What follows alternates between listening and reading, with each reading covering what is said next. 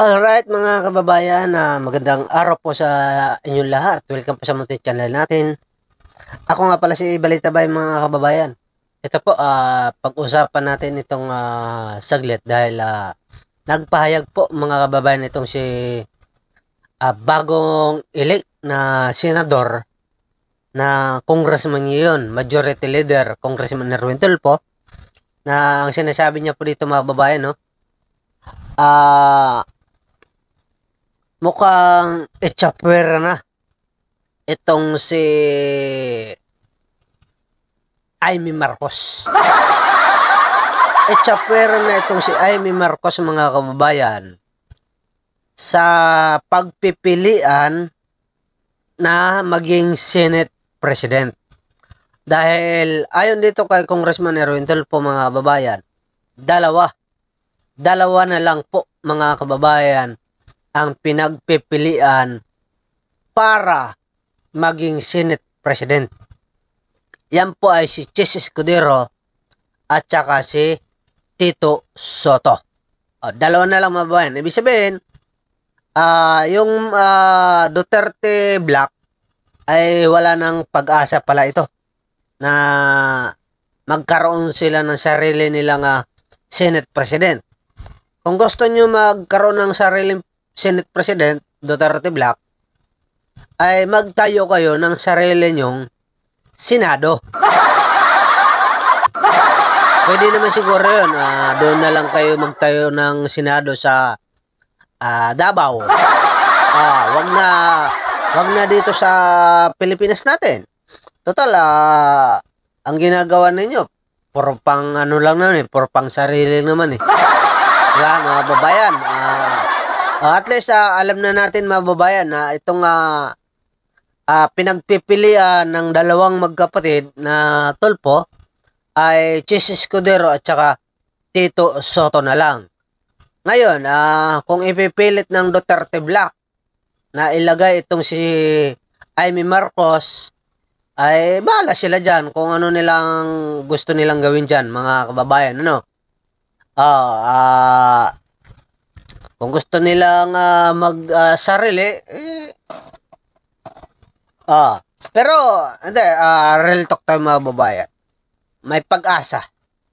May pag-asa talaga si Amy Marcos na maging Senate President kung magkakaisa ang Duterte Black. Tandaan natin si Amy Marcos ay Duterte po yan. Nandiyan dyan sila Marcoleta, hindi natin alam kung si Marcoleta bubuto talaga sa kanila dyan. Diba? Sila Bongo, Bato de Rosa. Si Bongo naman mga babayan, hindi rin natin na sigurado kung papanig din sa Duterte. Kay Sara, tandaan natin na si Sara at Bongo, hindi po yan nag-uusap. Hindi po sila nagkakamayan. Kaya nga siguro nanalo si Bongo maaari din naman sila mga babayan na maglaban sa 2028 election kung sakasakaling makatakbo ito si Sara. Di ba? Halimbawa, makatakbo si Bongo at si Sara sa 2028, halimbawa lang, ay mukhang matatalo niya itong si Sara Duterte. Hindi talaga mananalo ito kailanman itong si Sara Duterte mga babayan pagdating dito kay Senador Bongo. Tandaan natin 27 million po ang boto ni Bongo ngayon. Diba? Ibig sabihin, ang ating VP Sara ay wala na itong kwenta-kwenta kung sakasakali pa tumakbo siya. Kahit hindi siya ma-impeach, wala na. Talo na. Alright mga babayan, ito panoorin natin itong pahayag ni Senador, bagong elect na Senador Erwin Tulfo. Dahil dalawa na lang pala ang pinagpipilian nila dyan na maging Senate President mga kababayan. Tito Soto at saka itong si Chis Escudero. Wala na ang pag-asa. Chapter na po si Marcoleta at saka si Amy Marcos mga kababayan. Alright? Pakinggan natin mga kababayan. Ito. Pakinggan natin. Panoorin natin mga kababayan. Let's go! Nag-usap kami ni Senator Raffy, mahaba-habang diskusyon namin kagabi.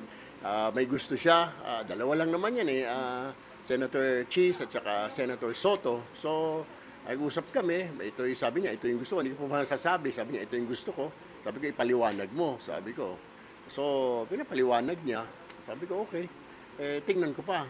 Kasi yung isa naman, pareho sila inimbitahan ako. They want to sit down with me. Si Senator Tito Soto, ganon din si Senator Cheese. Pero sabi ko sa kanilang pareho, kausapin ko muna ang utol ko. May nagtanong sa akin, does this mean ba pag sinabi ni Tol Raffy, dito na tayo? Sabi ko, one vote lang, pero titignan ko muna, di ba? Baka naman mali. Yung gusto niya, mali. Hindi magtatrabaho, di ba? So, might as well mag-usap muna kami. Kagabi, mahaba-haba yung diskusyon namin. Pwede maghiwalay kayo ng boto. Exactly, pwede. So, mamaya, I will have to consult with my other siblings at saka yung staff ko. I have to talk to them. Kasi, boss, binoto ako ng tao. Gusto ko yung tao din na mamili. I'll be consulting my friend here, sinong gusto niya. I will be consulting our media friends here kung sinong gusto, di ba? Kasi ako, I'm representing dun sa 17-something million who voted for me. Pati yung mga hindi bumang sa akin. So, gusto ko, kasama sila sa decision making na para walang sisihan, di ba? Pinili ko ito because I consulted with my friend here sa barangay. I consulted with the media. I consulted with my staff, even my family. Hindi lang si Tol Raffy, I'll be consulting everybody. Pag unanimous, dito na ako, di ba? Hindi naman may advantage si Senator Soto kasi halos araw-araw mo kasama sa kampanya dati. Well, kinausap niya ako. Sabi niya, nagpahiwatig naman talaga siya na gusto niyang tumakbo as Senate President. Sabi ko, sige boss, pero hindi pa ako nag-commit. I did not make any commitments. Ganon din kay Senator Cheese, nung tinawagan ako ni Senator Cheese, sabi ko, sige po, I'll listen. So, ika nga, hanging. Kagabi nga, nag-uusap kami ni Tol Raffy. May nilatag si Tol Raffy. And then nilatag ko rin yung isa. So, we have to decide from there on. Pero I still have to make my conclusion kung kailangan magkasundo kami. Kaya nga, I need more time to consult. Kasi, boss, 6 years.